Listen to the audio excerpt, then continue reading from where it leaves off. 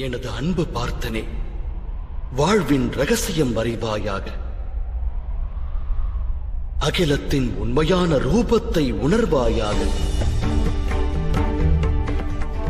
கரை புரளும் கங்கை பிரவாகத்தில் ஒருவன் தன் சிரம் முங்கி எழுவதினால் எதையும் பிராப்தம் பெறமாட்டான். ஆனால் பாவங்களை தொலைத்து நல்வழியை வேண்டி முங்கினால் அவனுக்கு கங்காஜலம் முக்தியை நல்கும். பார்த்தா, சிந்தித்துப் பார் அர்ஜுனா. நீ சங்கடங்களில் உழலப் போகிறாயா, இல்லை சமர்ப்பணத்தால் சமர் செய்யப் போகிறாயா? உண்மையில் மனிதனோடு தொடர்புடையது கர்மங்கள் அல்ல, அந்த கர்மங்களோடு சம்பந்தப்பட்ட ஆசைகளே ஆகும். எவ்வாறு மாதவா? நிகழும் இந்த யுத்தத்தில் நீ வெற்றி மீது ஆசை கொண்டு தோல்வியை தழுவினால் அளப்பரிய வேதனை அகத்தை சூழும். அந்த வேதனை உன்னை ஏனைய காரியங்களை செய்ய தூண்டும். ஆதலால் நீ மறுஜன்மம் எடுப்பாய். ஒருவேளை போரில் வெற்றி பெற்றால் உன்னில் அகங்காரம் ஓங்கும்.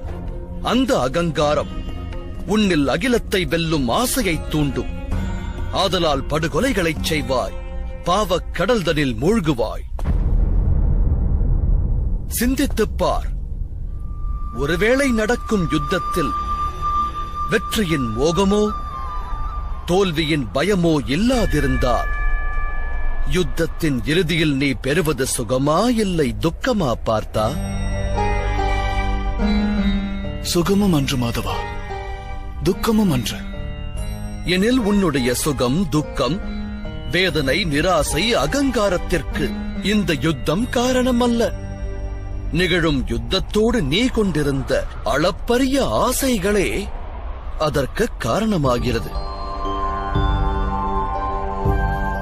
எனது வார்த்தைகள் சத்தியம்தானே பார்த்தா?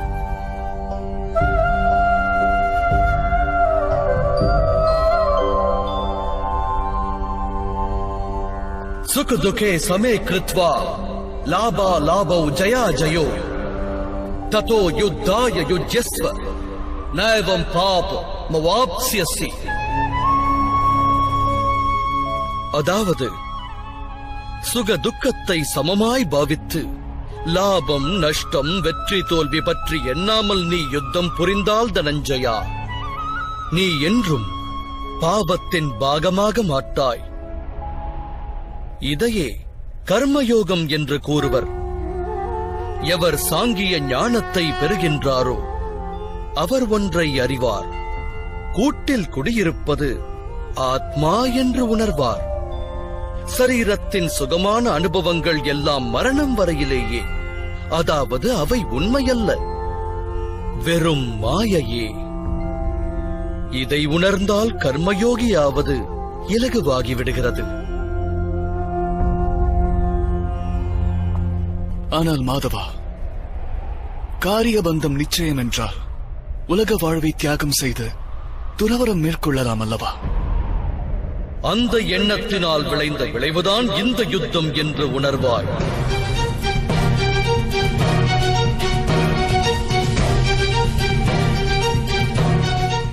சிந்தித்துப் பார். சத்வ குணங்கள் அனைத்தும் நிறைந்த தர்மத்தை பற்றி அறிந்தோர் கர்மத்தை விட்டு விலகுகையில், அதர்ம எண்ணம் கொண்டோர் கரங்கள் அகிலத்தை எரிக்கத் துவங்குகிறது.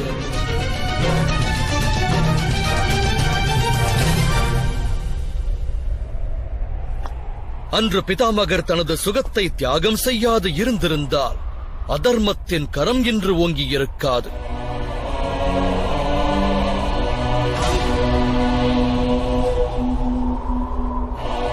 அன்று உனது தந்தை துறவரத்தின் வழி செல்லாது இருந்திருந்தால் உன் தமையரான தர்மசீலர் யுதிஷ்டர் என்று அரசாண்டிருப்பார்.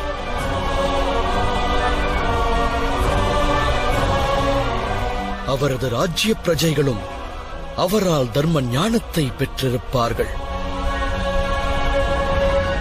வேதனை தரும் செய்தி ஒன்றை கூறுகிறேன் கேள். சத்வகுணம் நிறைந்தவர்களால் மட்டுமே அகிலமானது நன்மையை பெறும்.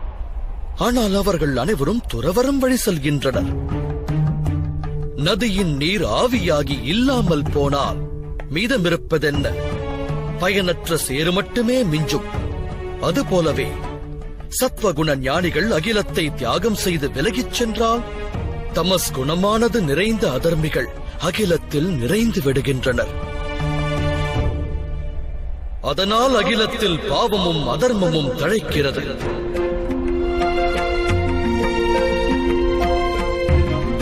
அந்த விசித்திர நிலை உருவாகும் போது கர்மயோகி அகண்ட அகிலத்தை காக்க முன் வருகின்றார். ஒரு கர்மயோகி பலன்கள் ஆசைகளை தியாகம் செய்வார், ஆனால் கர்மங்களை தியாகிக்க மாட்டார். அவரை இந்த அகிலத்தில் வாழ்கின்ற சந்நியாசி எனவும் கூறலாம். நற்காரியங்களைச் செய்பவர், அதன் பலன்களை புறக்கணிப்பவர். கர்மயோகி தான் ஈன்றவரிடத்திலோ உறவினரிடத்திலோ தன் பிரஜைகளிடத்திலோ எந்தவித வேண்டுதலையும் முன்வைக்க மாட்டார். துறவரத்தின் பலன் ஒன்றினை மட்டுமே அவர் பெறுவார். ஆனால் அகிலத்தில் பலனை எதிர்பாராத பணிகளைச் செய்வார். மனிதன் வாரிசுகளின் சுகத்திற்காக உழைப்பவனாக விளங்குகையில் தன் வாரிசிடமிருந்து ஏன் அவன் சுகம் பெறக்கூடாது? மானிடர் வாரிசுகளுக்காக செய்யும் கர்மங்கள் அனைத்தும் வியாபாரமா அல்லது அன்பா? அன்பு மாதவா. எனில் கர்மத்தின் பிரதிபலன் மேல் இச்சை கொள்வது சரியா? எதிர்கால லாபத்தை சிந்தித்தால் அது வியாபாரமாகும் விஜயா. அதில் அன்பிருக்காது. எந்த மனிதன் தன் வாரிசுகளின் எதிர்காலத்தை நல்முறையில் அமைக்கின்றானோ, தன் வாரிசுகளுக்கு அன்பையும் தர்மத்தையும் எடுத்துரைக்கின்றானோ, அவனுடைய வாரிசு மற்ற மனிதரிடம் அன்பினை வெளிப்படுத்த தவறுவதில்லை. வாரிசுகளின் கர்மம் அடுத்தவரிடம் அன்பை வெளிப்படுத்துவதாகிறது. அவரின் கர்மங்களின் மீது ஈன்றவனுக்கு அதிகாரம் இல்லை எனில் அதன் மீது ஆசை மோகம் கொள்வது எவ்வாறு நியாயமாகும்? இது பற்றி மேலும் ஆழமாய் சிந்தித்தால் அதிவிரைவாக ஒன்று விளங்கும். இந்த புவி வாழ்வில் ஆசையும் விருப்பமும் கொள்ள வேண்டிய எதுவும் இல்லை என்ற உண்மையின் தெளிவு பிறக்கும். சிருஷ்டியே பரமாத்மாவானால், மானிடர் அந்த பரமாத்மாவின் அங்கமானால், அணுவும் அசைவது அவனால் என்ற உண்மையும், ஆத்மாவான மனிதன் ஏதுமில்லை என்பதும் விளங்கும். இதுவே கர்மயோகத்தின் மூல சித்தாந்தம் பார்த்தா.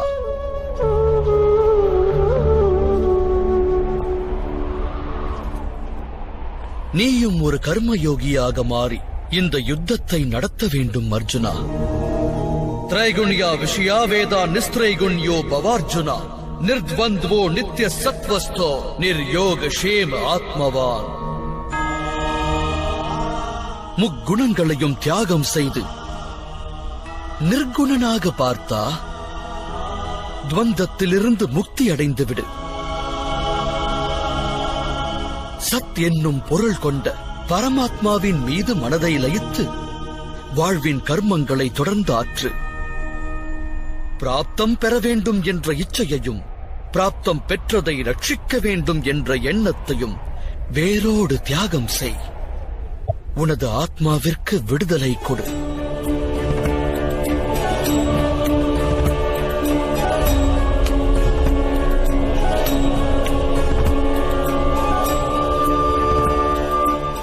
உன் நினைவில் நிறுத்து பார்த்தா.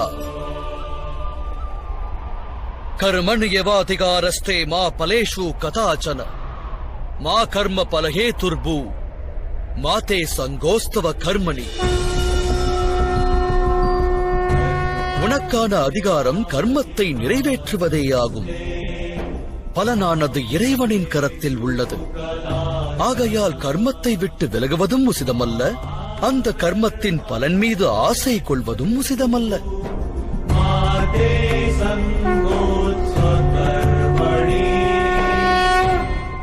கர்ம பலனை எதிர்பார்க்காத கர்மத்தை மட்டும் நிறைவேற்றுபவர். அப்படிப்பட்ட கர்ம யோகியை எவ்வாறு அறிவது மாதவா? விஷயா வினிவர்த்தந்தே நிராஹாரஸ்ய தேஹினஹ ரஸ்வர்ஜம் ரசோப்யஸ்ய பரம் திருஷ்டுவா நிவர்த்ததே. அன்பு பார்த்தா சுவையிலிருந்து விடுபடுவதற்காக சிலர் உணவையே தியாகம் செய்வர். ஆனால் உண்மையில் அவர்கள் மனதிலிருந்து சுவையின் ஆசை விலகுவதில்லை. இருமடங்கு நஷ்டத்தையே சந்திப்பர். ஒன்று பலத்தை இழப்பது. எல்லாம் வல்ல இறைவனை அடைவதற்கு முயற்சி என்பது அவசியமாகிறது. அப்பணியை அவர் ஆற்றுவதில்லை. இரண்டாவது, எப்போதும் ஹிருதயமானது சுயநல எண்ணத்தினால் நிரம்பியிருப்பது. ஆகையால் உணவை தியாகம் செய்வதை காட்டிலும் உத்தமம் சுயநலம் என்னும் ஆசையை வேரோடு சாய்ப்பதே ஆகும். கர்மயோகிகள் தம் மனதின் அனைத்து ஆசைகளையும் வேரறுப்பர். வாழ்வதை கடமையாக ஏற்று காரியங்கள் புரிவர். ஆனால் அக்காரியங்களோடு இணையார். அன்பு பார்த்தா எவர் ஒருவர் தான் ஆற்றும் பணியில் ஆசை கொள்ளாதிருக்கின்றாரோ அவரது காரியமே பூரணத்துவம் பெறுகிறது. அடைந்த ஒரு தோல்வியினால் ஹிருதயம் வேதனையுற்று துவண்டு விடாது. கிடைத்த பெரு வெற்றியினால் ஆணவம் கொண்டு நானே தலை சிறந்தவன் என்ற அகந்தை கொள்ளாது. எவர் வாழ்கின்றாரோ அவரே கர்மயோகியாவார். அப்படிப்பட்டவர்கள் வாழ்வில் மேலும் மேலும் வெற்றியை ஈட்டுவர்.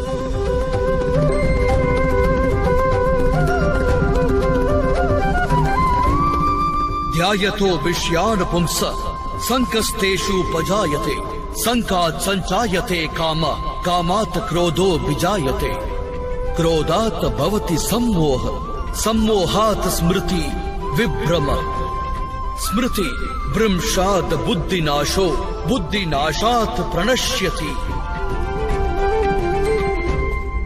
பலனை எதிர்பார்த்தால் விருப்பம் தோன்றும். விருப்பத்தின் சுபாவம் யாது? ஆனந்தமின்மையை வழங்குவது. ஆனந்தமின்மையால் குரோதமானது உற்பத்தியாகும். அதோடு குரோதத்தால் மோகம் ஜனனமெடுக்கும். மோகத்தினால் ஒருவன் ஆச்சாரம் நெறிமுறைகளின் ஞானத்தை மறக்கின்றான். ஞானத்தினை இழப்பதால் புத்தி கெடுகின்றது. கேடு விளைவிக்கும் காரியங்கள் செய்ய தூண்டுகிறது. நாளடைவில் அவன் அகிலத்திற்கே சத்ருவாக மாறுகிறான். இறுதியில் அப்படிப்பட்ட மானிடன் முழுமையான வீழ்ச்சியை சந்திக்கிறான்.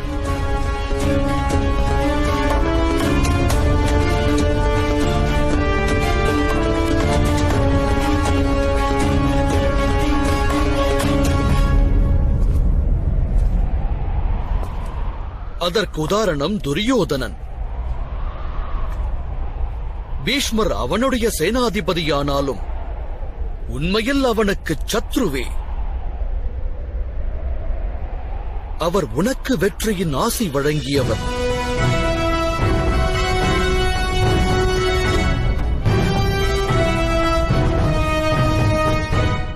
தனஞ்சயா, கர்மயோகம் பிரம்ம வித்தையின் இன்னொரு கட்டமாகும். பரமாத்மாவின் மீதான நம்பிக்கையை ஸ்திரமாக்கு. உனையே நீ ஆத்மாவாய் உணரு. ஆசா பாசங்களிலிருந்து விடுபட்டு விடு. பலன் மீது கொண்ட ஆசைகளினை தியாகம் செய்து கர்ம யோகியாய் வாழ்ந்துவிடு.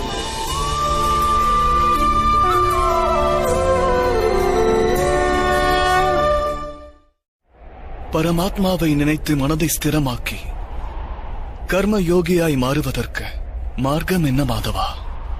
பார்த்தனே, சாங்கிய யோகத்தின் மூலம் மனிதன் பரமாத்மாவை நிரந்தரமாய் அறிய இயலும்.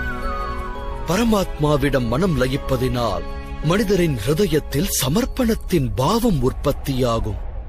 அந்த பாவத்தை தான் பக்தி என்று கூறுவர். பக்தியினால் மானிடன் சத்திய அசத்திய ஞானத்தை பெறுகிறான். அந்த ஞானத்தினால் அவன் பரமாத்மாவின் தரிசனத்தை பெறுகிறான். அதோடு யார் பரமாத்மாவின் தரிசனத்தை பெறுகிறாரோ அவரே உண்மையில் கர்மயோகியாய் மாறுகின்றார். பிறப்பு என்னும் துன்பத்திலிருந்து விடுபட்டு மோட்ச நிலையை எட்டுகின்றார். அனைத்து ஆத்மாக்களின் இறுதி லட்சியம் அதுவே. தர்ம பாதையின் இலக்கும் அதுவே ஆகும். ஆனால் பரமாத்மாவின் தரிசனத்தை பெறாது எவ்வாறு சமர்ப்பணம் நல்குவேன் மாதவா? பரமாத்மாவின் தரிசனத்தை பெற வேண்டுமாயின் கண்ணிரண்டை திரையாய் மறைத்துள்ள பேராசை, அகங்காரம், குரோதம் போன்ற ஏனைய குணாதிசயங்களை நீ களைந்தெறிய வேண்டும். பாதாள இருட்டறையில் வாழும் மனிதன் ஒருவன் சூரிய தரிசனம் பெற வேண்டுமென்றால் அவனிடம் என்ன கூறுவாய்? நீ வீற்றிருக்கின்ற இருளறையை விட்டு விலகி வந்து நீல வானத்திற்கு கீழே நில் என்பாய். சூரிய தரிசனம் கிட்டும் என்பாய். எனது அன்பு பார்த்தனே, இந்த சிருஷ்டியே பரமாத்மா. பரமாத்மா என்பவரே அனைத்தும். பரமாத்மாவை தவிர வேறெதுவும் இல்லை. தனது ஆத்மாவின் தரிசனம் பெறுகின்ற ஒருவன் பரமாத்மாவின் தரிசனத்தையும் பெறுகிறான். எவ்வாறு சிறிதளவு உப்பின் சுவையானது பரந்துள்ள கடல் நீரின் கரிப்பிற்கு மாறானதில்லையோ, அவ்வாறே உன்னுடைய ஆத்மாவின் தரிசனம் பரமாத்மாவின் தரிசனத்திற்கு மாறானதில்லை.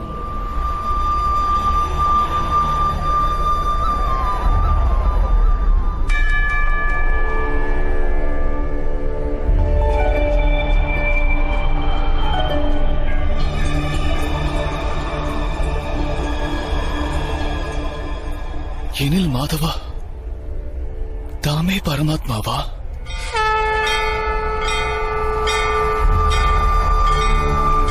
ஆம் பார்த்தா, நானே பரமாத்மா. என்னைப் போல நீயும் பரமாத்மாதான். ஆனால் அந்த சத்தியத்தை நீ இன்னும் உணரவில்லை. நான் அந்த சத்தியம் அறிந்தவன். धर्मस्य तदात्मानं सृजाम्यहम्. அப்படி என்றால் தம்மிடம் சமர்ப்பணமாவது இறைவனிடம் சமர்ப்பணமாவதற்கு இணையல்லவா? நிச்சயமாக என்னிடம் சமர்ப்பணம் செய்வது பரமாத்மாவிடம் சரணடைவதற்கிணை. சர்வ தர்மான் பரித்யஜ மாமேக் சரணம் வ்ரஜ். ஜகத்தையே தியாகம் செய்து என் சரணங்களில் சரணடை பார்த்தா.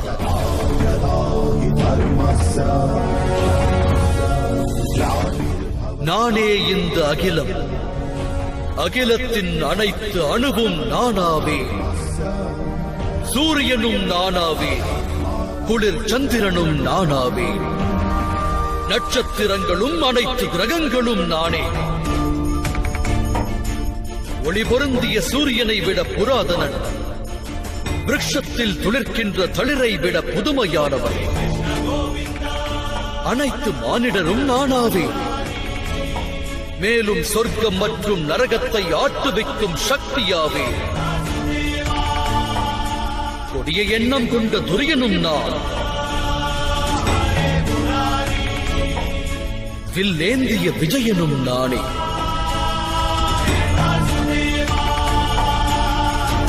எவ்வாறு இது சாத்தியம் மாதவா? தம்முடைய ஜனனமானது நிகழும் காலத்தில் நிகழ்ந்துள்ளது.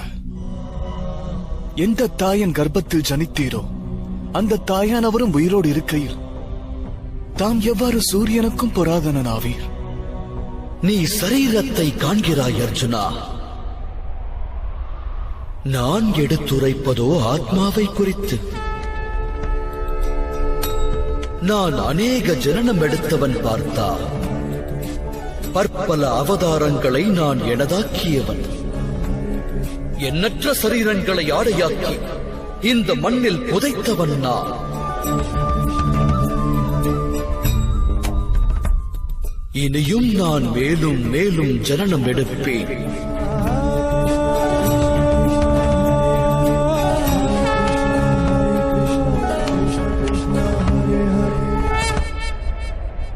यदा यदा हि धर्मस्य ग्लानिर्भवति भारत अभ्युत्थानम् अधर्मस्य तदात्मानं सृजाम्यहम्.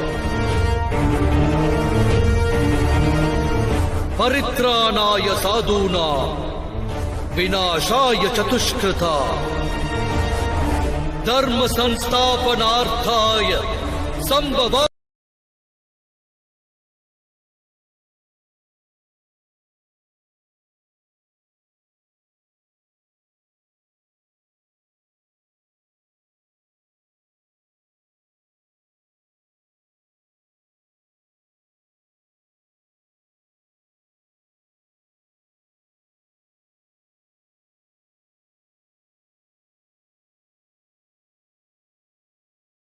போதெல்லாம், தர்மம் தன் பலத்தை இழக்கும் போதெல்லாம், சத்புருஷர்களை அகிலத்தில் தோற்றுவிப்பதற்காக, அதர்மிகளை வேறறுப்பதற்காக, தர்மத்தை ஸ்தாபிதம் செய்வதற்காக நான் புவியில் ஜனனம் எடுப்பேன். இந்நிகழ்வு ஒவ்வொரு யுகத்திலும் நடந்துள்ளது. இனிவரும் காலத்திலும் இந்த நிகழ்வு தொடரும். நானே அனைத்துமான பரமாத்மா. மச்சாவதாரமும் நானே, வாமன அவதாரமும் நானே, பரசுராமரும் நானாவே, தசரத நந்தன் ராமரும் நானாவே. நானே பிரம்மா விஷ்ணு சர்வேஸ்வரன். அத்துடன் சரஸ்வதி காளி மகாலட்சுமியுமாவே.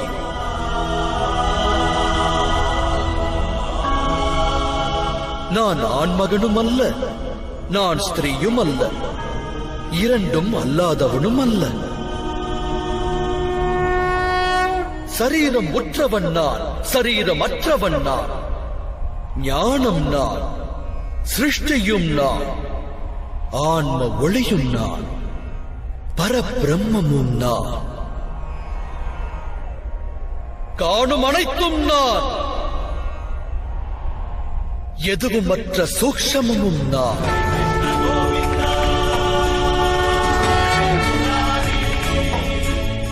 பிறப்பற்றவன் நான், இறப்பற்றவன் நான். ஜகத்தில் வாழும் ஜீவன்கள் அனைத்தும் தலை வணங்கும் சிறப்புற்றவன் நான்.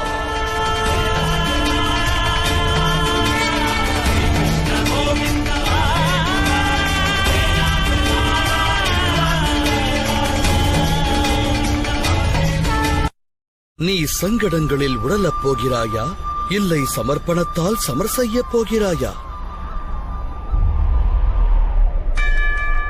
வழங்கும் ஞானத்தை பெற ஆயத்தமாகு.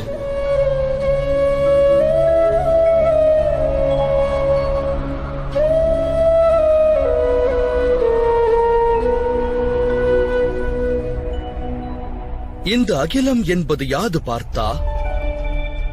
இம்மண்ணில் வாழும் மனிதரும் மிருகமும், புழுவும் பூச்சியும் செடியும் கொடியும் எவ்விதம் உருவாகின்றன? எதை ஆதாரமாய்க் கொண்டு இவை பிறக்கின்றன?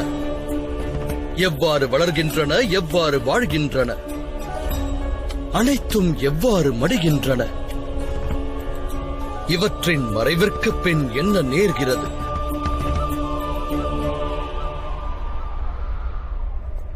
அந்த ரகசியம் பற்றி அறிய முற்படு. மனிதனின் தேகம் மண்ணுக்கு சொந்தமானது மாதவா. ஜலமானது சரீரத்தில் ரத்தமாய் பாய்கிறது. வெப்பமே அக்னி, சுவாசமே வாயு. இந்த தேகத்தின் வெறுமை ஸ்தானமானது ஆகாயமாகின்றது. அதாவது நிலம், நீர், வாயு, அக்னி, அதோடு ஆகாயம். இந்த பஞ்சமகா பூதங்களும் சரீரத்தோடு தொடர்பு கொண்டவை. அந்த வகையில் கங்கை மைந்தரும் துரோணாச்சாரியரும் நிலம், நீர், வாயு, அக்னி, ஆகாயத்தை காட்டிலும் உயர்ந்தவர்கள் இல்லை. தர்மத்தின் ஞானியும் அதர்மம் புரிபவரும் பஞ்சபூதங்களோடு இணைந்தவர். பிறகு மோகம் கொள்ள காரணம் என்ன பார்த்தா? எடுத்துரைப்பார். மாதவா, அனைவரும் ஒருவரை ஒருவர் அறிவது இந்த தேகத்தை கொண்டே. மண்ணுக்கு சொந்தமான தேகமே அனைத்திலும் முதன்மையானதா? இல்லை பார்த்தா. அந்த கூற்று சத்தியமானால் மரணத்திற்கு பிறகு ஏன் தேகம் அழிந்து விடுகின்றது? உண்மை யாதெனில் ஒரு மனிதன் அறியப்படுவதும் தேகத்தால் அல்ல, அதோடு சம்பந்தங்களின் ஆதாரமும் தேகத்தை கொண்டதல்ல. மனிதனுடைய சுபாவம், அவனுடைய நடத்தை, அதற்கு காரணமானவை இந்த சிருஷ்டியின் 3 குணங்கள்: தமஸ், ரஜஸ், அத்துடன் சத்வம். அம்மூன்று குணங்களின் அர்த்தம் என்ன மாதவா? தமஸ் என்பதன் அர்த்தமாகும் காரிருள். நன்மை தீமைகளை பற்றி எண்ணாது வாழ்வை கழிக்கும் ஜீவன் இருள் வாழ்வாய் அறியப்படுகின்றது. பறவைகளையும் விலங்குகளையும் போல சரீர இச்சைக்காக மட்டுமே வாழும் வாழ்க்கை அது. சத்வம் என்பதன் அர்த்தம் ஞானம் என்னும் ஒளியாகும். ஒரு மனிதன் ஒவ்வொரு சூழலிலும் தர்மம், சத்தியம் மற்றும் குல வழக்கத்தை அனுசரித்து செயலாற்ற முற்பட்டால் அந்த வாழ்வு சாத்வீக வாழ்க்கை என்று அறியப்படும். இவ்விரு நிலைகளுக்கும் நடுவிலும் ஒரு நிலை உள்ளது. அதில் உள்ளவன் ஞானமும் கொண்டிருப்பான், ஹிருதயம் மற்றும் சரீரத்தின் ஆசைகளால் பிணைக்கப்பட்டும் இருப்பான். அதுவே ரஜஸ் நிலை. அந்நிலையில் வாழ்பவர்கள் ஹிருதயத்தில் ஆசையும் மோகமும் கொண்டிருப்பார்கள். தமஸ், ரஜஸ் மற்றும் சத்வ குணங்களின் குறை நிறை நிலைகளோடு உருவாவதே மனிதனுடைய சுபாவமாகிறது. பார்த்தா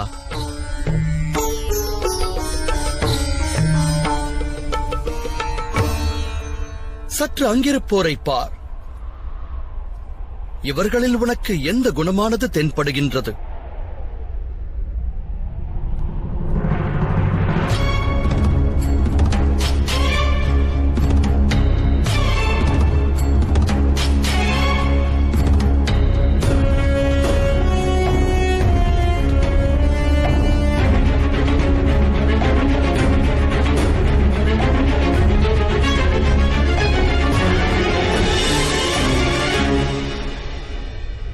யுவராஜன் துரியோதனன் தர்மம் பற்றி அறிந்தவன், ஆனால் பின்பற்ற மறுத்தவன். அகங்காரத்தை வாழ்வாதாரமாக்கியவன். தமஸ் எனும் குணம் அவனுள் மிக குறைந்து, ரஜஸ் அதிகரித்து, சத்வ குணமானது பூரணம் பெறாதவன்.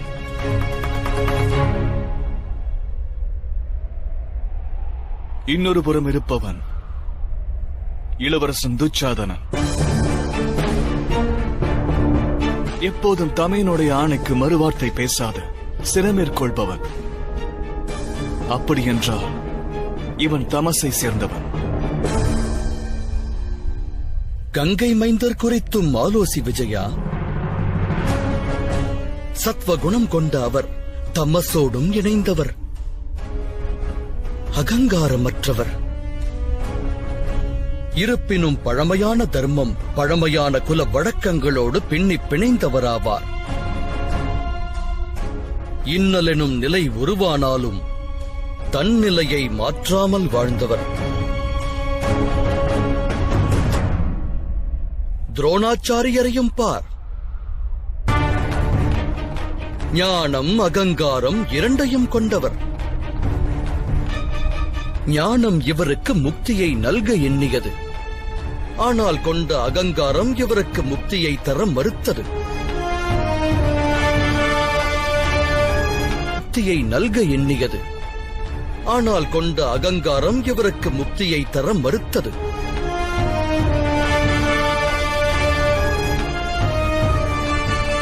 அப்படியெனில் மாதவா, ஒருவேளை இந்த மூன்று குணங்களோடுதான் ஜீவன்கள் பிணைந்துள்ளதென்றால் ஜீவன்களின் சுபாவம் ஏன் முன்பே நிச்சயிக்கப்படுகின்றது? சிங்கம் மானை கொல்லும், மானானது சிங்கத்திடம் ஏன் பயம் கொள்ளும்? தர்மத்தின் அடிப்படை என்பது யாது? தவறுகளுக்கு தண்டனை ஏன்? இவற்றின் தாற்பயம் என்ன?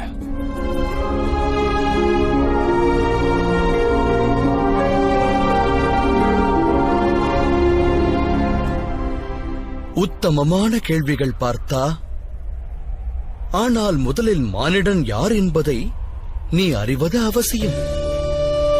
மானிடன் பஞ்சபூதங்களால் ஆனவன் மட்டுமல்ல, பஞ்ச கோஷங்களினாலும், பஞ்ச ஞானேந்திரியங்கள், பஞ்ச கர்மேந்திரியங்கள், மேலும் 3 குணங்கள், இவற்றோடெல்லாம் பின்னி பிணைந்தவன் மட்டுமல்ல, மானிடனாகப்பட்டவன் ஆற்றலை கொண்டு செயல்பட வேண்டியவனாவான்.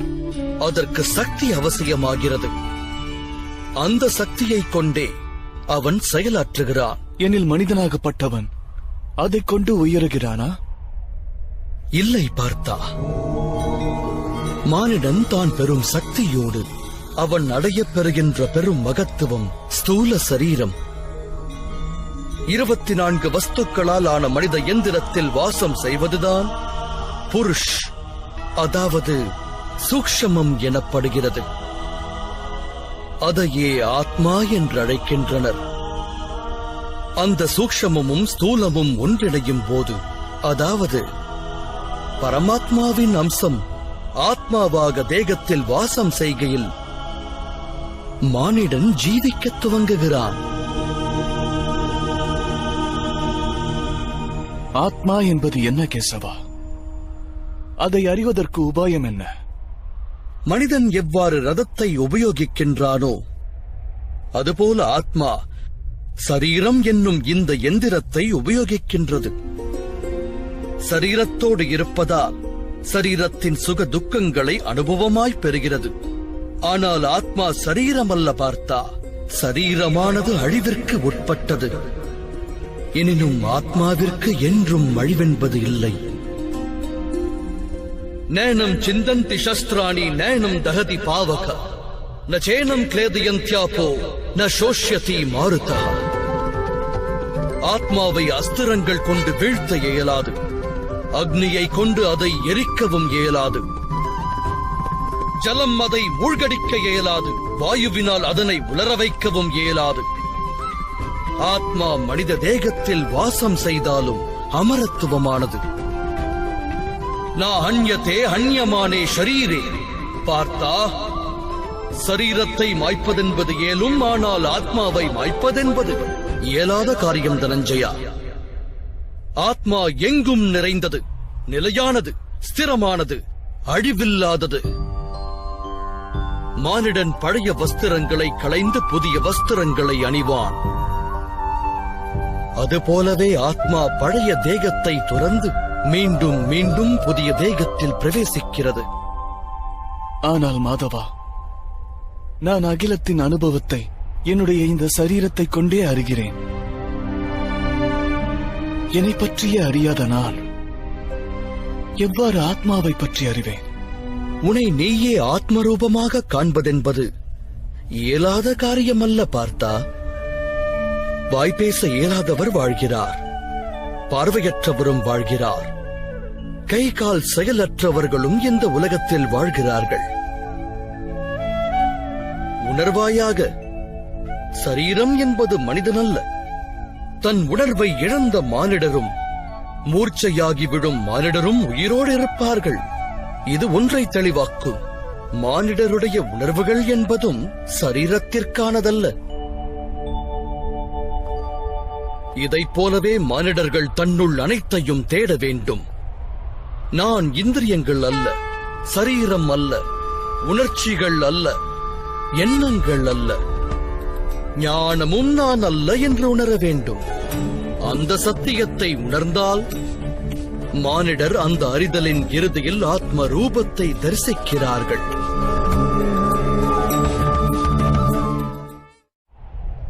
ஆத்மாவின் கடமை யாது மாதவா? பரபிரம்மத்தின் பங்களிப்பின் போது சூக்ஷ்மம் மற்றும் ஸ்தூலம் உருவாகும். அப்போது சூக்ஷ்மமானது, அதாவது பரமாத்மாவின் அம்சம் ஆத்மாவாகி ஸ்தூலத்தின் ஒவ்வொரு வஸ்துவிலும் வாசம் செய்ய துவங்கும். அந்த ஆத்மாவை மோகமெனும் கார் இருளானது சுழத் துவங்கும். அந்த மோகமெனும் கார் இருளை சுயமாக கிழித்தெறிந்து தான் பரமாத்மாவின் அங்கம் என்று உணர்வதே ஆத்மாவின் கடமையாகிறது. ஆத்மாவுடைய லட்சிய பயணமாகிறது. ஆனால் மாதவா, ஆத்மா பரமாத்மாவின் அம்சமானால் முன்னேற்றமும் வீழ்ச்சி என்பதும் பரமாத்மாவின் செயல்தானா? சேற்றில் கிடக்கும் மாணிக்கமானது தன் பொலிவினை நல்காது. அதுபோலவே ஸ்தூல சரீரத்தின் 24 பண்புகளில் விழுந்த ஆத்மா தான் பரமாத்மாவின் அம்சம் என்பதை அறியத் தவறுகிறது. அதுபோன்ற ஆத்மாக்கள் தன் தேகமே அனைத்தும் என எண்ணுகின்றன. தான் தேகத்தை கடந்தது என்ற சத்தியத்தை அறிவதில்லை. சரீரத்திற்கு தோன்றும் சுகம், துக்கம், அனைத்து விதமான உணர்வின் அனுபவங்களையும் அது தன்னுடையது என்று ஏற்கத் துவங்குகிறது. எதிர்த்து நிற்கும் முயற்சியை மேற்கொள்வதில்லை.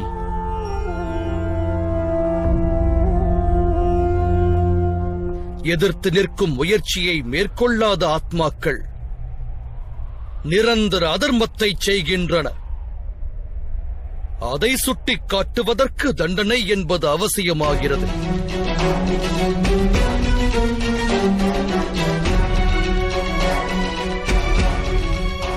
ஒரு தத்துவத்தை அறிவாயாக பார்த்தா, நீ என்பது சரீரம் அல்ல, நீ ஒரு ஆத்மா என்பதை உணர். இந்த ரணபூமியில் உன் கண்களுக்கு புலப்படும் ஒவ்வொரு வீரனும் நீ எண்ணுபவன் அல்ல என்பதனையும் உணர். சிறிது காலத்திற்காக அந்த சரீரத்தில் வாசம் செய்கின்றனர். இவர்கள் தேகமானது அழியலாம், ஆனால் அனைவரும் அமரர்களே. மீண்டும் ஓர் புதிய தேகத்தில் பிறப்பெடுப்பார்கள். தன்னை சுத்தாத்மா என்னும் ரூபத்தில் அறியாதவரை, அதர்மத்தை அடியோடு தியாகம் செய்து தர்ம நிலையை எட்டாத வரையில் அந்த ஆன்மாக்களின் பிறப்பெடுத்து மரணிக்கும் பணி தொடரும். இதுவே பிரம்ம வித்யின் முதற் பாடமாகும். பார்த்தா, ஜனனமெடுத்த தேகம் மடியத்தான் வேண்டும் அர்ஜுனா. அதோடு மடியும் யாவரும் அவனியில் அவசியம் மீண்டும் பிறப்பெடுப்பார்கள். இந்த மகா ஞானத்தையே சாங்கிய யோகம் என்பார்கள்.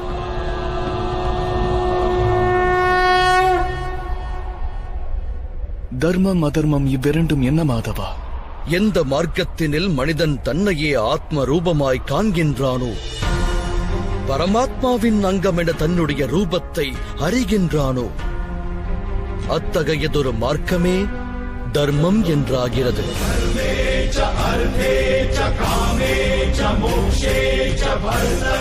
எப்போது மானிடன் தன்னை பரமாத்மாவின் ஒரு அம்சம் என்று அறிகின்றானோ, அப்போது அவனுள் ஒரு அனுபவம் தோன்றும். இந்த சிருஷ்டியே பரமாத்மா எனவும், அந்த பரமாத்மாவே சிருஷ்டி எனவும் அறிவான். சிருஷ்டி மற்றும் பரமாத்மாவில் பேதங்கள் இல்லை.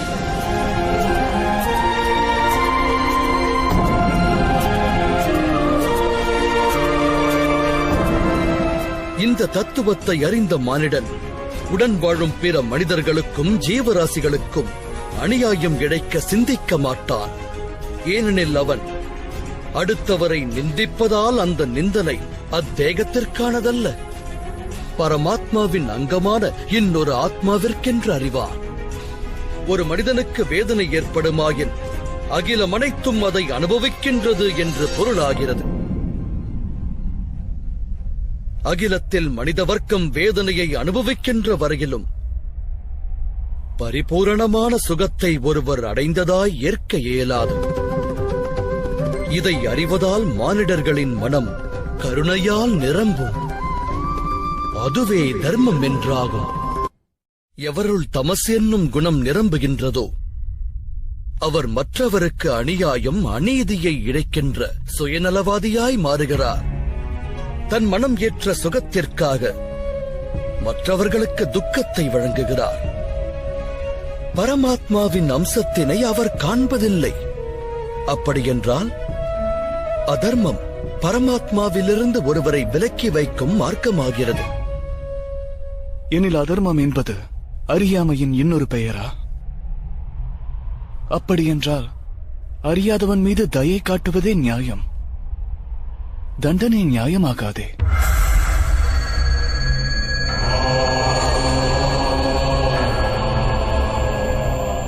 ஒரு அஞ்ஞானி ஞானத்தின் மூலத்தை அறிய முற்படாவிடில், ஞானத்தின் மீது தன் பார்வையை பதிக்காவிடில், தண்டனை என்பதே தயையாகிறது.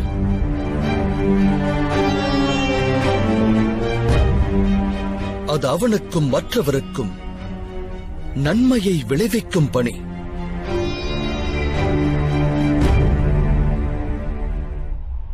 தேகத்தின் ஆத்மா பரமாத்மாவை அறியும் பணியில் ஈடுபட வேண்டும்.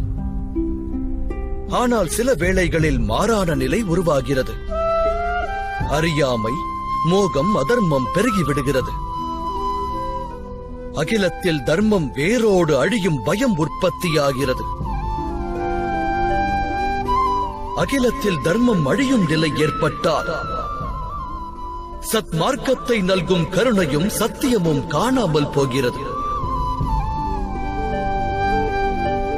வரவிருக்கும் தலைமுறைகள் தர்மத்தை பெற வேண்டுமாயின் ஆணவம் கொண்ட அதர்மிகள் வதைக்கப்பட்டு தர்மம் ஸ்தாபிக்கப்பட வேண்டியது அவசியமாகிறது.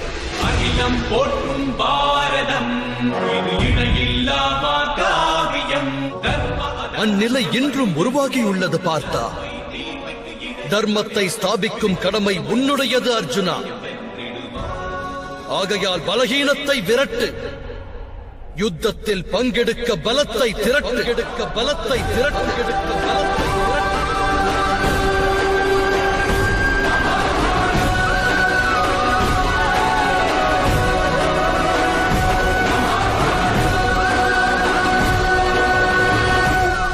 என்னுடைய இரு கரம் கொலைகளை புரிந்தால், நான் மற்றவர் உயிர்களை பறித்தால், அது என்னுள் உள்ள கருணை அழிவதற்கு இணையல்லவா? ஒருவேளை தர்மத்தின் ஆதாரம் கருணை என்றால், என்னுடைய ஆத்மா அதர்மத்தின் வழி செல்வதாகாதா?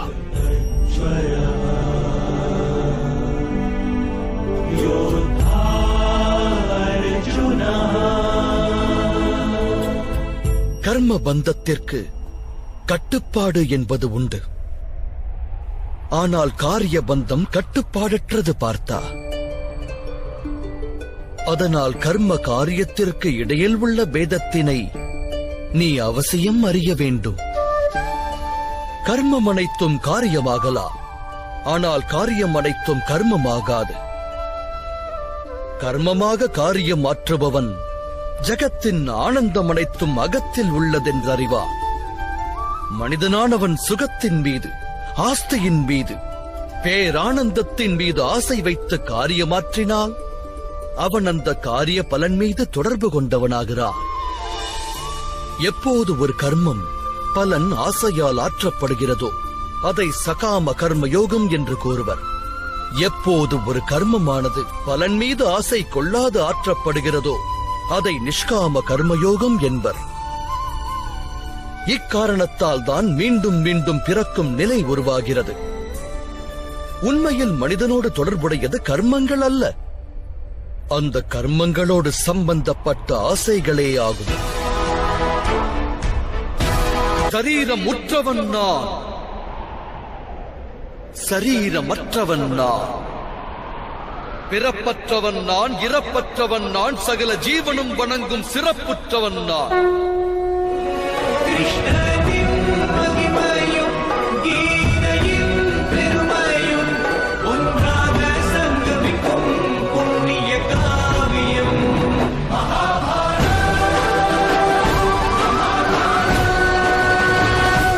நீ எப்போது உன்னில் ஆத்ம ஞானத்தை பெறுகிறாயோ அந்த கணம் முதற்கொண்டு நீ என்னுடன் இணைவாய்.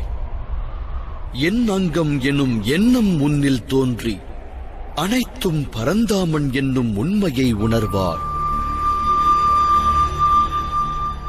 ஆனால் அந்த நிலையை நீ அடைய வேண்டுமாயின் என்னிடம் உனது முழுமையான சமர்ப்பணம் அவசியம். சமர்ப்பணம் என்பது யாது மாதவா?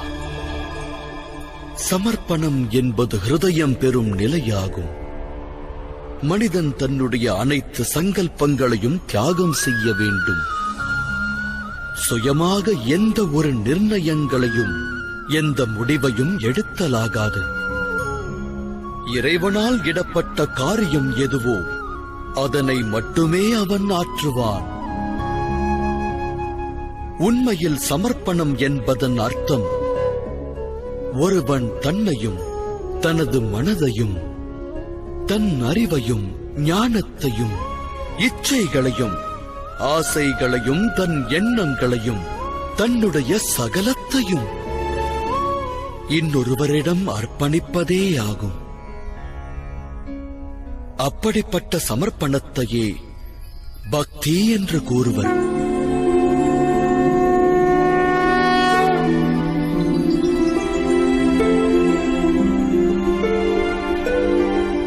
மனைவியின் சமர்ப்பணம் கணவனை சார்ந்தது. ஒரு வீரனுடைய சமர்ப்பணம் சேனாதிபதியை சார்ந்தது.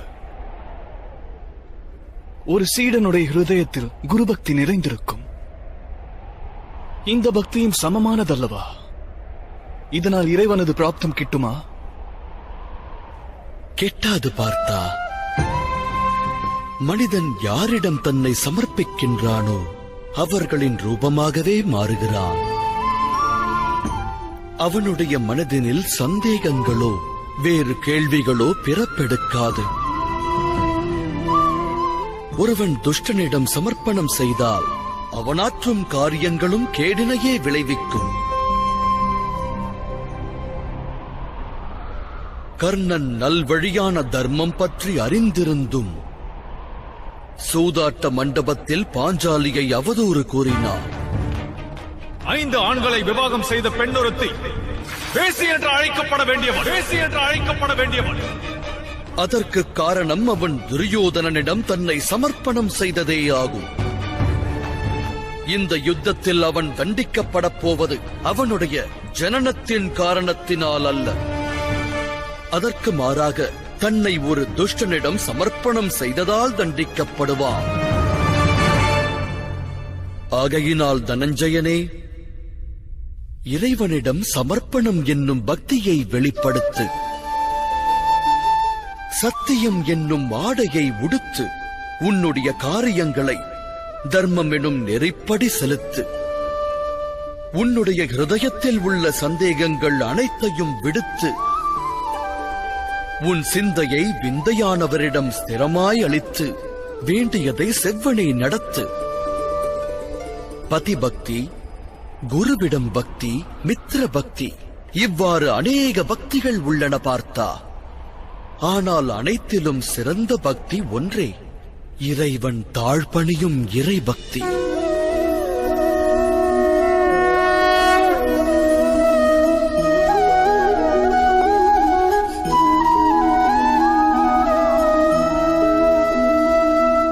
தாம் கூறும் அந்த இறை பக்திக்கும் சாங்கிய அதாவது கர்ம யோகத்திற்கும் என்ன சம்பந்தம்? சாங்கிய யோகத்தினால் மனிதன் தன்னை ஆத்மா என்னும் ரூபத்தில் அறிவான். கர்ம யோகத்தினால் அவன் வாழ்வின் பந்தங்களில் இருந்து விடுபடுவான். சமர்ப்பணம் என்கின்ற பக்தியினால் மனிதன் பரமாத்மாவின் உண்மையான தரிசனம் பெறுவான். பரமாத்மாவின் ஞானத்தால் மனிதன் ஜனனம் மரணம் என்னும் பந்தங்கள் துறந்து சச்சிதானந்த சொரூபத்தின் பிராப்தமடைவான். பரமாத்மாவோடு இணைந்து பரமாத்மாவோடு ஐக்கியமாவான். எவ்விதம் ஒரு சிறிய நீர் துளியானது கடலோடு ஒன்று கலக்கிறதோ அவ்வாறே இறைவனோடு ஒன்றுபடுவான். கேசவா, எனில் சரீரத்திற்கு மகத்துவமே இல்லையா? மகத்துவமானது உள்ளது பார்த்தா. சரீர நிலையில் இருக்கும் போதே மனிதனுக்கு பரமாத்மாவின் தரிசனம் கிட்டுகிறது. மரணத்திற்கும் ஒரு ஜனனத்திற்கும் இடையில் உள்ள காலத்தில் ஆத்மாவின் ஞானத்தில் விருத்தியானது ஏற்படாது. ஜனனத்தின் மூலமாக அனுபவம், ஞானம், எண்ணம், பக்தியினை கொண்டே ஆத்மா மேன்மையான நிலையை எட்டுகிறது. ஆத்மா தன்னிலை மாறி நன்னிலை பெற அது சரீரத்தில் நிலை கொள்ள வேண்டியது அவசியம்.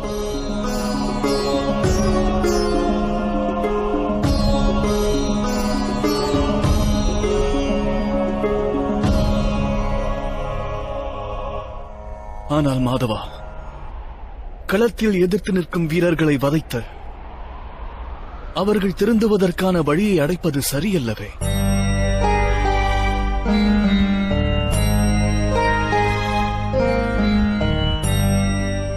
உன்னுடைய சத்துருக்கள் தர்மத்தை அடியோடு மறந்தனர் பார்த்தா. அதர்மமே அவர்கள் சுபாவமாகிவிட்டது. இனி அவர்கள் திருந்துவது நடவாத ஒன்று.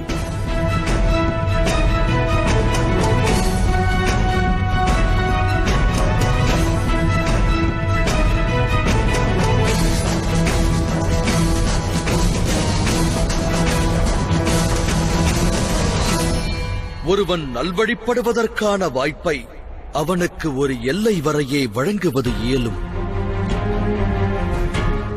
நான் சிசுபாலனுடைய 99 தவறுகளை பொறுத்தருளினேன். அவன் 100 தவறுகளை இழைத்தால் அவன் தண்டிக்கப்பட வேண்டியது அவசியம். குற்றம் புரிபவனுக்கு தண்டனை அளிக்கப்படாவிடில் தர்மத்தின் ஸ்தாபிதம் என்பது நிகழாமல் போகும். மேலும் அவன் அதர்மம் புரியாமல் தடுப்பதே கருணையாகும். அவர்களின் ஆத்மாக்கள் மரணமடையாது. அதர்மம் என்னும் ஆடை தரித்த சரீரத்தை விடுத்து புதிய சரீரத்தை ஆடையாய் தரிக்கும். அப்போது அந்த சரீரம் கொண்டு அது நன்னிலை பெறும் வாய்ப்பு அதிகரிக்கும். இவ்வெண்ணம் கொண்டால் எதிர்த்து நிற்போருக்கு கருணை புரிவதால் நீ உணர்வாய் விஜயா. மனிதனுடைய சரீரம் அழியக்கூடியது என்றாலும் அதுவே அவனுடைய ஆஸ்தியாகும். தர்மத்தின் இலக்கு நோக்கி நல்வழியில் நடக்கும் மனிதன் தன் சரீரத்தை பரிசுத்தமாக்குகிறான். அதோடு தன் சரீரம் கொண்டு ஆத்மாவினுடைய தரிசனத்தை அறிகின்றான். இதனைத்தான் க்ஷேத்ரஜ்ய சம்பந்தம் என்று கூறுகிறார்கள். இதன் தாத்பரியம் எனக்கு விளங்கவில்லை மாதவா. அவனியில் பிறப்பெடுக்கும் அனைவரும் சரீரம் பூமியின் ஒரு பகுதி என அறிய வேண்டும். சரீரம்தான் க்ஷேத்திரமாகும். அந்த சரீரத்தில் வாழ்கின்றவன் அந்த சரீரம் குறித்து அறிகின்றவன். அவன்தான் க்ஷேத்ரஜ்ஞன். இதை அறிந்தால் அவன் சரீரம் கொண்டு தன் ஆத்மாவின் தரிசனம் பெறுகின்றான். ஆத்மா சரீரம் எனும் கூட்டில் 3 குணங்களை தனதாக்குகிறது. தமஸ் குணத்தை களைந்து சத்வ குணத்தை பெருக்க வழி தேடுகிறது. இறைவன் மீது பக்தியினை செலுத்தி பரமாத்மாவோடு இறுதியில் ஐக்கியமாகிறது. பக்தியை எவ்வாறு செலுத்துவது மாதவா? சமர்ப்பணமே பக்தி அல்லவா? இல்லை பார்த்தா, சமர்ப்பணம் என்பது பக்தியின் முதற்படியே. தெளிவாகச் சொன்னால் பக்தி என்பது ஓர் காரியத்தின் பெயர் அல்ல, அது மனம் கொள்ளும் நிலையின் பெயராகும். மனிதன் தான் ஆற்றுகின்ற ஜபம், தவம், யாகம், வேள்வி, நற்காரியம், சிரத்தையான யோகம் என்னும் வழியாலும் தன் உள்ளத்தை பரிசுத்தமாக்கி பரமாத்மாவிடம் சமர்ப்பித்து வாழலாம். மனிதன் வாழ்வின் காரியங்களையும் அக்காரிய பலன்களையும் தன்னுடைய வாழ்வின் ஒவ்வொரு சுவாசத்தையும் பரமாத்மாவிடம் சமர்ப்பிக்க வேண்டும்.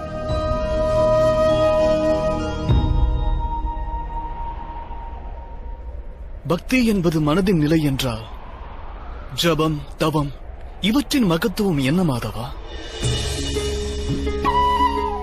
இன்று சுத்தமாக்கப்பட்ட ஒரு பாத்திரம் நாளை மீண்டும் அழுக்காவது போல் ஜகத்தில் வாழும் மனிதர் மனம் அவ்வப்போது பரமாத்மாவிடமிருந்து விலகிச் செல்கிறது. அக்காரணத்தினால்தான் ஜபம், தவம், மேலும் யோகம் போன்ற நற்காரியங்களால் ஜீவனானது பரமாத்மாவிடம் சரணடைந்தது என்பதை ஒருவன் சுயமாய் அறிதல் அவசியமாகிறது. கங்கை நதியினில் ஸ்நானம் செய்தேன் என்பது மகத்துவமாகாது. ஸ்நானத்தினால் பெறும் ஞானமே பெரிது. பக்தி யோகத்திற்கு வழி ஒன்றுதான் பார்த்தா. மானிடர்கள் பரமாத்மாவிற்கு தம் வாழ்வை அர்ப்பணித்து இறைவனை எண்ணி பக்தியை பெருக்குவது. சத்வ குணத்தால் யுகத்தின் சம்பத்தியை பாதுகாப்பதும் அவசியமாகும். சத்துவகுண சம்பத்தி, அதன் அர்த்தம் என்ன மாதவா? அஹிம்சா, சத்தியம், குரோதஸ்தியாக, சாந்திர், பைஷுனம். दया भूतेष्वलो लुप्त्वम् मार्त्वम् हीर्चापलम् तेज क्षमाधृति शोचम् द्रोहो नाति मानिता भवन्ति सम्पतम् दैवी अपि जातस्य भारत காரணமின்றி சுயநல எண்ணத்தால் ஹிம்சிப்பதென்பது அதர்மமாகும் பார்த்தா. உண்மையைச் சொன்னால் அஹிம்சையே பரம தர்மமாகிறது. அந்த தர்மச் செயலோடு சத்தியம், குரோதமற்ற செயல், தியாகம், மனதின் அமைதி, நிந்திக்காது இருத்தல், தயை, பாவம், சுகத்தை நோக்கி ஈர்க்கப்படாதிருத்தல், காரணம் இன்றி காரியம் புரியாமல் இருத்தல், தேஜஸ், மன்னிப்பு, தைரியம், சரீரத்தின் பரிசுத்தம், தர்மத்திற்கு துரோகமாற்றாதது, ஆணவத்தை துறப்பது, இது போன்ற குணங்கள் சத்வகுணி சம்பத்தி என்ற நற்குணங்களாக அறியப்படுகின்றன. இதைக் கொண்டு மனிதர்கள் பரமாத்மாவிடம், அதாவது என்னிடம் பக்தியை வெளிப்படுத்துகின்றனர். வாழ்வில் தன் கடமைகளை செவ்வனே ஆற்றுவது, தர்ம பணிகளை நல்முறையில் செய்வது, அதோடு கர்மத்தின் பலனை தியாகம் செய்து உலகில் வாழ்ந்து காட்டுவது, இவை அனைத்தும் சந்தேகமின்றி ஜகத்தில் ஒருவருக்கு ஆனந்தம் வழங்கும். அவரது மறைவிற்கு பின்னர் இறைவனின் இதயத்தில் ஸ்தானத்தை நல்கும்.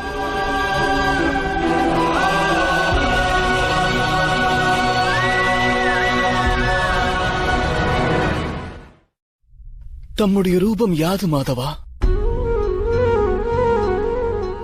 சாங்கிய யோகத்தின் மூலமாக நான் ஒன்றை அறிந்தேன். நான் ஒரு ஆத்மாவாவேன், அமரனாவேன். அழியும் இத்தகு சரீரத்தில் சிறிது காலம் வசிக்கவே இங்கு வந்தேன். கர்ம யோகத்தின் மூலமாக மற்றொன்றையும் அறிந்தேன்.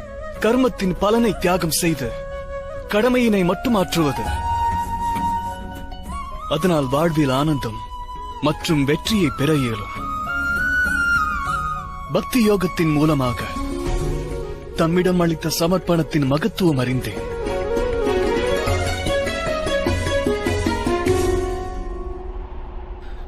ஆனால் மாதவா, தாம் என்னிடத்தில் இந்த பரந்த பூமியில் மனிதர்கள் இல்லை, பரமாத்மா உள்ளார் என்றீர்கள்.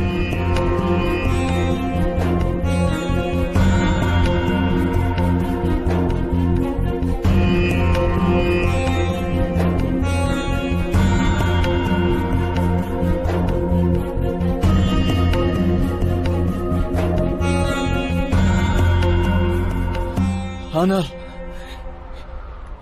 இப்போதும் எனக்கு இங்கு மனிதர்களே தென்படுகின்றனர். பரமாத்மா எங்கே மாதவா?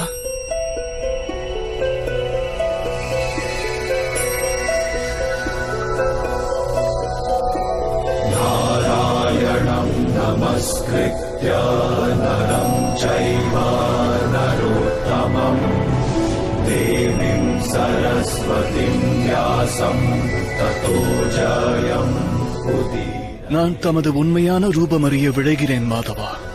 நாராயணம் நமஸ்கிருத்ய தம்முடைய சக்தி, தம்முடைய ஞானம், தேஜஸ், தாம் வழங்கும் அருள், பரமாத்மாவின் ஸ்வரூபம் மனதார காண விழைகிறேன் மாதவா. தம்முடைய உண்மையான ரூபத்தை எனக்கு தந்தருளுங்கள் மாதவா. மனதின் சந்தேகங்கள் அனைத்தையும் போக்குங்கள்.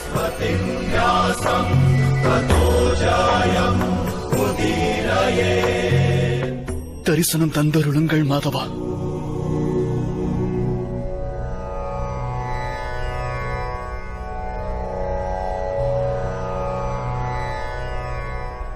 காண்பாய் பார்த்தா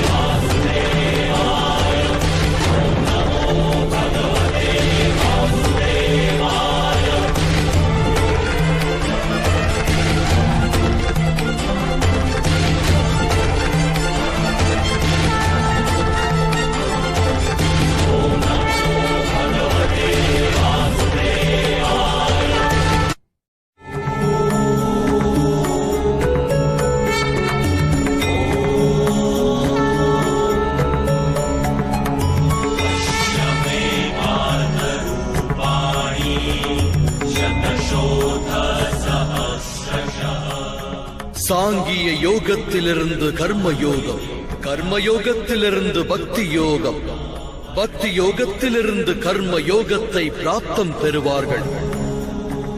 என்னுடைய விஸ்வரூப தரிசனத்தை பெறுவதே உண்மையான ஞானமாகும் அர்ஜுனா.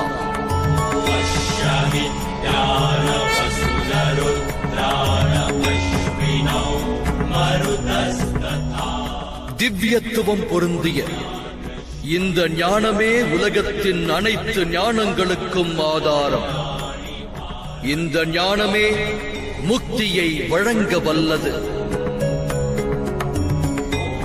மகத்துவம் வாய்ந்த தேவர்களும் காண இயலாத திவ்ய காட்சியை, எனது விஸ்வரூப தரிசனத்தை நான் உனக்கு வழங்குகிறேன்.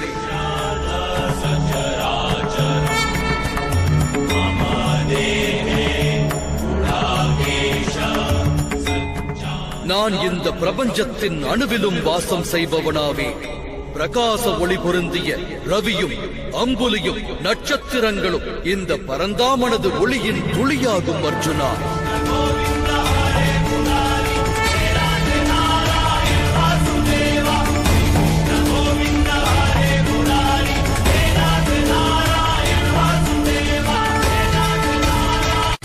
நீங்கள் பார்த்துக் கொண்டிருப்பது உங்கள் விஜய். நானே சத்தியம், நானே பரிபூரணம். முதலும் நானாவேன், முடிவும் நானாவேன். அக்ஷரங்களில் ஆகாரம், வேதங்களில் சாமவேதம். தேவரில் இந்திரன் நான், புரோகிதரில் பிரகஸ்பதி நான், யட்சரில் குபேரன், ருத்ரனில் சங்கரன், வசுக்களில் அக்னி நான், பர்வதங்களில் மேரு, அதோடு மகரிஷிகளில் பிருகு. துவனியில் ஓங்காரம் நான், யஜ்ஞத்தில் ஜபமும் நான், விருட்சங்களில் பவித்திர அரசமரம்.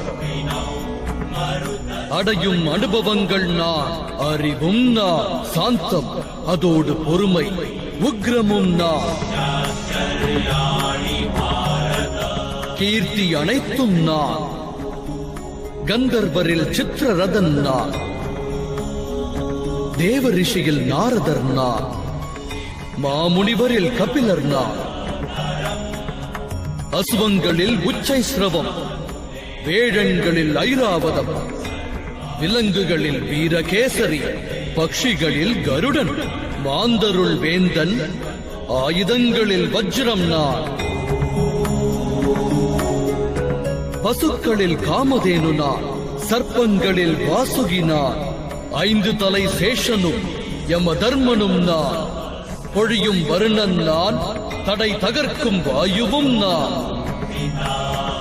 இறைவன் ராமர் நான், பவித்திர கங்கை நான், பரந்த சிருஷ்டியின் துவக்கம் தொடர்ச்சி அடக்கமும் நான், பிரம்ம வித்தை மகாகாலன், பிரம்மதேவரும் நான், தவம் தானம் பெரும் புகழ் ஸ்திரம் நான்,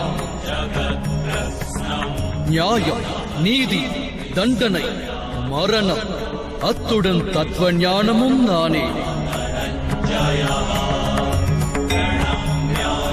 வாசுதேவன் நான், அர்ஜுனன் நான், வேத வியாசன் நான், நானற்றதென அகிலத்தில் எதுவும் இல்லை. என்னுள் உறையும் பேராற்றலில் ஒரு சிறு ஆற்றல் மட்டுமே தரணியை தாங்கியுள்ளது என்னும் தத்துவத்தினை உணர்வாயாக அர்ஜுனா. அவனியில் காட்சி தரும் அனைத்தையும் அழிக்கும் உருவமாய் நிற்கிறேன்.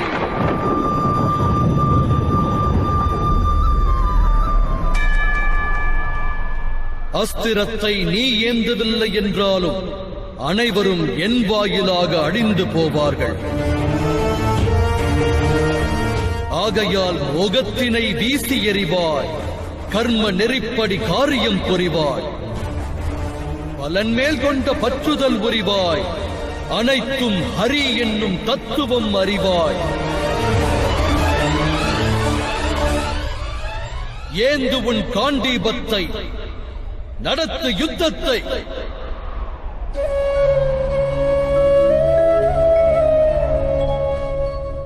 அன்பு மாதவா, மதுசூதனா, என் ஹிருதயத்தில் இருந்த சந்தேகத்தை அழித்த கேசவா, மனிதராய் பிறந்த பரம்பொருளே, தாம் எமக்கு இட்ட ஆணையை நான் சிரமேற்கொண்டு நடப்பேன்.